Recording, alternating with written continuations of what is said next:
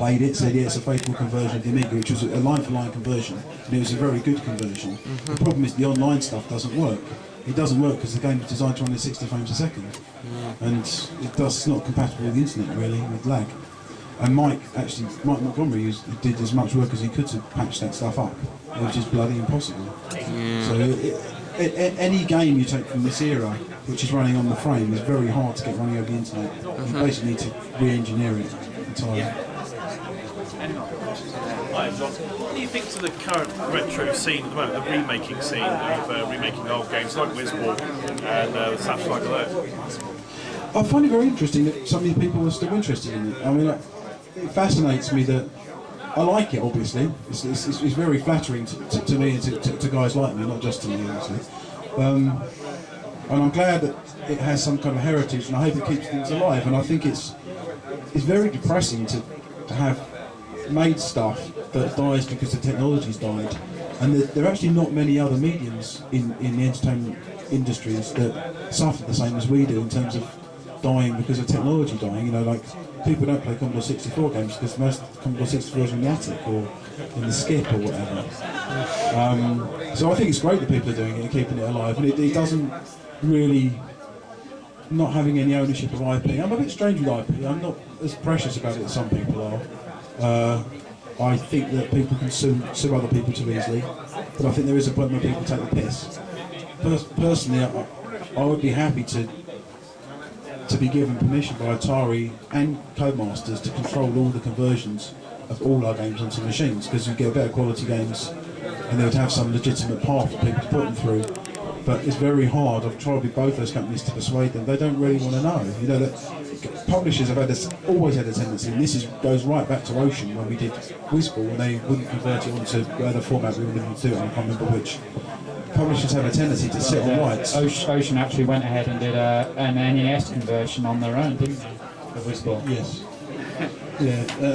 People have a tendency to sit on rights until they think they're going to release them, and maybe not think that perhaps the original people who worked on it are going to care about it a bit more. So it's always been a problem. You know, I think actually, so if you look at Atari, I mean, if they've got all those sensible properties they don't know they've got. I mean, God knows how many they've got from all those acquisitions they've made of all those companies. How many developers' titles they've got sitting under there? I shudder to think. It's got to be hundreds. So, Thanks for that, John. okay. Any more questions? Jimmy, I've done several programs. The big striker, that was really 60 frames a second. The problem with things like FIFA, like you said before, the fact that it's so slow. What do you prefer, like the faster versions of football, or the later that there is now where it's really slow and it's only walk around the pitch, compared to the speed of something? Okay, so this is going to be a complicated answer, okay? Yeah. So I think that a good game, whatever the game is when you psychologically become immersed in the world the game creates for you. Now, you can get that from just a game of chess, where the pieces aren't even bloody moving, it's sitting on a table.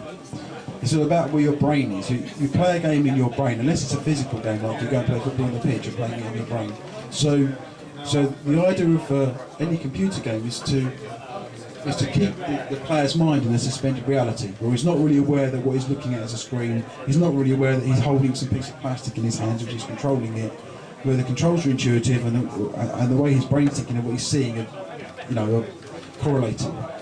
So if we look at the real world, it works in more than 60 frames a second. So to take those frames out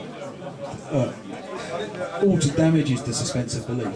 Equally, one can argue, once you start to have realistic graphics, to have basic graphics in a different way, which is the suspense of belief. But I believe that the human world can cope with an iconic view of what the world is. For example, chess is a great example of an iconic game. Once you understand that all these bits of wood are just iconic symbols of a queen which is meant to move in these spaces, you stop criticising the fact that it doesn't look like a queen, or even the fact that it's a badly moulded chess set, or whatever, you know. You start to think about it in terms of a game.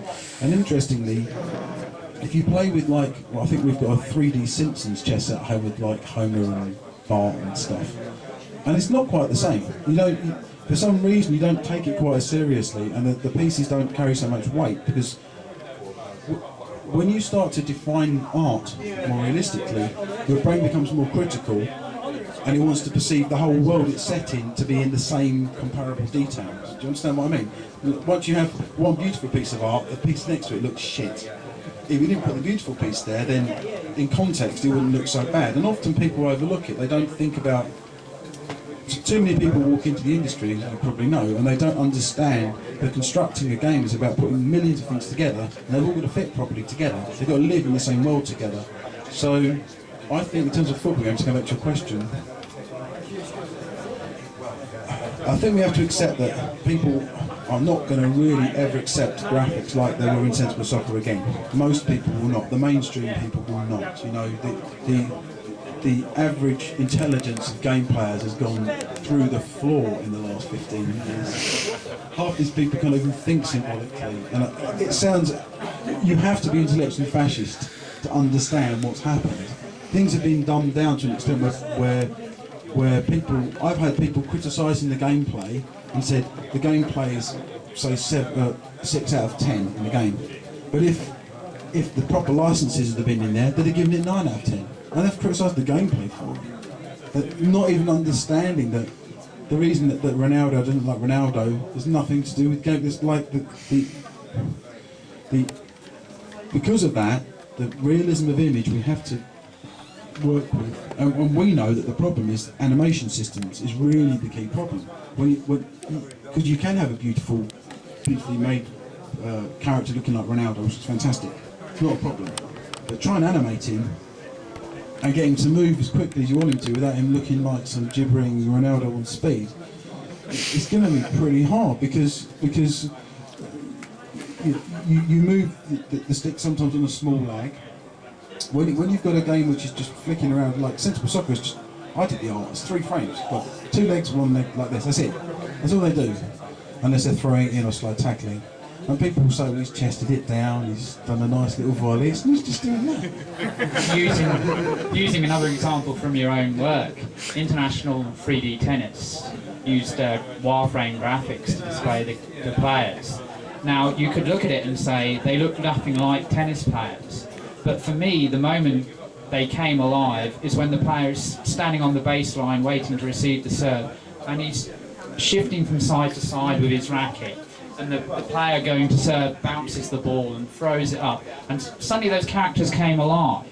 And yes, they were abstract, and yes, you could view them from 100 miles above in the blimp.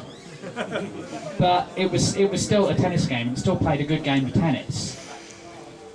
And you accepted what they look like. Well, yeah, I mean, you talk about us coming late into 3D. That was our first attempt at 3D. It looked like a Czech cartoon for anyone who's not seen it. It was an acquired taste. I like it because it's got a lot of style. Yeah. The style Agreed, is strong. agreed. And I think where our games were consistently strong is we always picked a definite style for the game, and we tried with every game we did to